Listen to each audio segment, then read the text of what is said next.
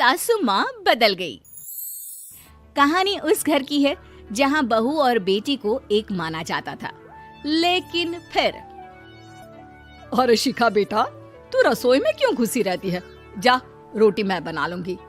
नहीं नहीं माँ जी, आप बैठिए, बस सारा खाना बन ही गया है। श्वेता को बोल देती हूँ, वो खाना लगा देगी सबका। सॉरी भाभी, मेरे पास वक्त नहीं है। माँ, मुझे पैसे देना, पार्लर जाना है। हाँ हाँ चली जाना, भाभी को भी ले जाना। वो भी जाने को बोल रही थी पार्लर, पर पहले ना मदद कर दे उसके खाना लगाने में। देख माँ, वो बहू है, उसे बहू रहने देना, इतना सर पर मत चढ़ा भाभी को। श्वेता, ज्यादा मत बोला कर। बहू और बेटी में कोई फर्क नहीं होता है। जा जाकर काम कर। ननद को माँ का भाभी से इस तरह प्यार करना बिल्कुल अच्छा नहीं लगता। वो बार बार किसी न किसी तरह माँ को भाभी के खिलाफ भड़काती रहती, लेकिन कोई फायदा ना होता। एक रोज, अरे बेटे किशन, जा बहू को कहीं घुमा कर ला, सारा दिन घर में काम करती रहती है। हाँ हाँ माँ, हम लोग जा रहे हैं ना गोवा। अच्छा जी, भाभी ने तो हमें बताया भी नहीं।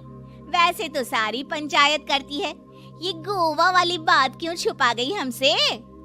अरे क्योंकि उसे खुद नहीं पता था बहन। मुझे टिकट सस्ती मिल रही थी तो मैंने बुक कर दिया। हाँ शिखा, पैकिंग कर ले, संडे हम जा रहे हैं गोवा। दोपहर में शिखा पैकिंग कर रही थी कि सास आ जाती है।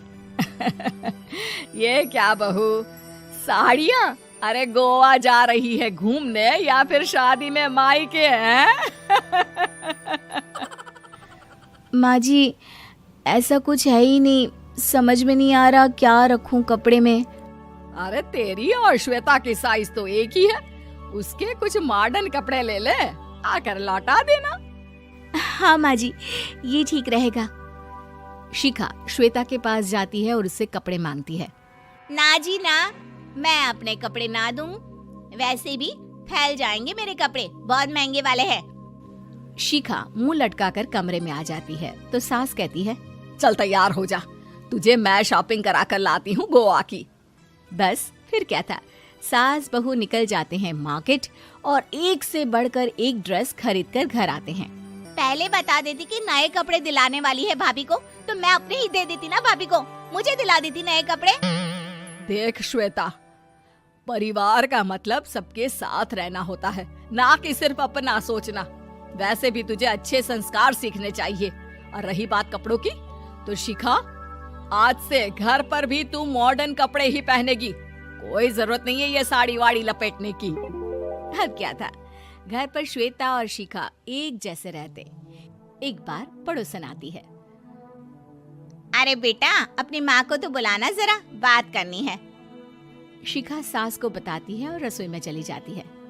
ये आपकी बेटी बहुत बड़ी हो गई है, इसके लिए एक रिश्ता है, कहो तो बता दूं। ये बेटी नहीं बहू है, घर में सब एक जैसा ही रहता है। वैसे मेरी बेटी भी बड़ी हो गई है, कोई रिश्ता हो तो जरूर बताना। पड़ोसन रिश्ता लेकर उन लोगों के घर आती है। तब श्वेता की होने वाली सास कहती है, तो ये घर है, कितने मंजिल का है? और ये बहू ने आपकी क्या पहन रखा है, जीन्स टॉप?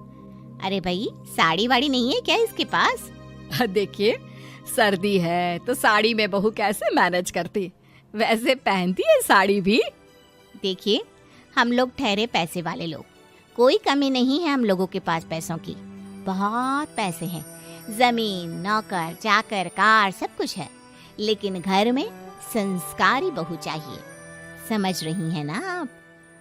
सास कुछ कहती कि श्वेता बोल पड़ती है, हाय रे, नौकर चाकर से लेकर जमीन, कार, पैसा, हाँ हाँ मुझे रिश्ता मंजूर है, मंजूर है मुझे। अरे रुक जा श्वेता, मैं बात कर रही हूँ ना। देखिए, हम लोगों के घर इतनी आजादी नहीं मिलेगी। अरे हाँ कर देना माँ, हाँ कर दे जल्दी से। सास क्या करती, बेटी की शादी ऐसे घर में कर देती है जहाँ ना उनके विचार मिलते हैं और ना ही आचार। शादी के बाद एक रोज फोन पर, श्वेता बेटा, एक बार घर आ जा, बहुत दिल करता है तुझे देखने का। माँ, वो घर पर बहुत काम होता है, कैसे आऊँ? बड़ा घर है, लेकिन आने जाने वालों की लाइन ही लगी रहती है। बेटा मैं तो जानती थी उस घर का हाल, लेकिन तू ही नहीं मान रही थी। माँ देख, हर घर का यही हाल है। तेरी बेटी को यहाँ घूंघट हटाने की परमिशन नहीं है और एक तरफ भाभी स्कर्ट पहनकर घूम रही है। बेटा मुझे क्या पता था कि मेरी बेटी को ससुराल के नाम पर पिंजरा मिल जाएगा। अच्छा माँ, फोन रखती हूँ, सास को गर्मा गर्म रोटी खिलानी है। तुम लोगों की तरह नहीं कि एक रोटी बनाओ, एक सब्जी बनाओ, फिर सारा दिन फ्री होकर घूमो। सास फोन तो रख देती है, लेकिन सोच में पड़ जाती है कि एक तरफ बेटी जिसे कोई आजादी नहीं, वहीं दूसरी तरफ बहू जिसे देखकर लगता ही नहीं कि उसकी शादी भी हुई है। अगले रोज। शिखा, अरे ओ शिखा। हाँ माँ, क्या हुआ? कुछ चाहिए आपको? मैं जिम जा रही थी। जिम के कपड़ों में बहू को देखकर सास को घूंघट में अपनी बेटी का ख्याल आता है। देख बहू, घर में बहू की तरह रहा कर। इतने टाइट कपड़े पहनकर जिम जाना पसंद नहीं मुझे। जा जाकर रोटी बना। रोटी? माँ अभी तो शाम की 6 बजे हैं, इस वक्त रोटी? अब क्या मेरे खाने पीने पर भी पहरा है? अरे जब मर्जी तब मैं अपने घर में खा भी नहीं सकती क्या? बहू को अजीब लगता है। वो समझ नहीं पाती कि जो सास कल तक इतनी सपोर्टिव थी, उन्हें अचानक से क्या हो गया। वो किचन में जाती है, गरम रोटी के साथ 2 तरह की सब्जी, रायता, सलाद सब लेकर सास के पास आती है। माँ जी, खाना। इतना सारा खाना? राक्षस समझा है क्या मुझे? रोटी मांगी थी मैंने गर्मा गर्म बस। पर माँ जी, रोटी खाती किससे आप? सब्जी तो बनानी थी ना। अरे भूख मर गई मेरी तेरी बहस से। जा जाकर काम कर, अंदर पूरी रसोई साफ कर। बहू अंदर चली जाती है। थोड़ी देर में श्वेता घर आती है। अरे शिखा जल्दी से चाय ला, पकवान बना, मेरी बेटी आई है। अरे नहीं नहीं माँ, ड्राइवर बाहर खड़ा है। मैं तो घर का कोई सामान खरीदने के बहाने यहाँ आ गई हूँ, मुझे जाना होगा। अरे बेटा, पर कितने दिनों बाद देख रही हूँ तुझे, रहने आ जाना 2-4 दिन के लिए। आ जाऊंगी माँ, जब मेरी सास मरेगी तब।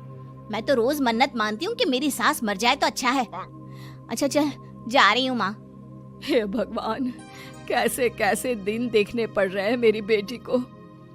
सास अंदर जाती है, जहाँ श्वेता की जिम वाली सहेली का फोन आया होता है। क्या बात है, आज जिम नहीं आई? अरे पता नहीं यार, आज माँ को क्या हो गया अचानक। पर खैर कोई नहीं, लगता नहीं कि मैं अब जिम आ पाऊंगी।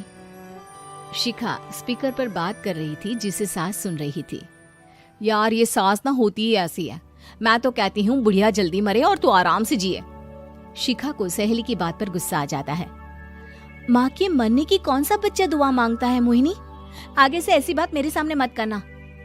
हमारे घर की शोभा ही माँ है। क्या हुआ जो थोड़ी सख्ती दिखा रही है? उसमें भी कोई ना कोई उनकी भलाई ही होगी। मैं तो कहती हूँ भगवान मेरे जैसी सास सबको दे, जो सिर्फ माँ की तरह है। सास वाली तो कोई बात ही नहीं है उनमें। सास ये बात सुन रही थी। उनकी आंख में आंसू आ जाते हैं कि क्यों वो बेटी की किस्मत में बहू को भी भागीदार बना रही थी। शिखा, अरे ओ शिखा, क्या हो गया? जिम नहीं जाना क्या?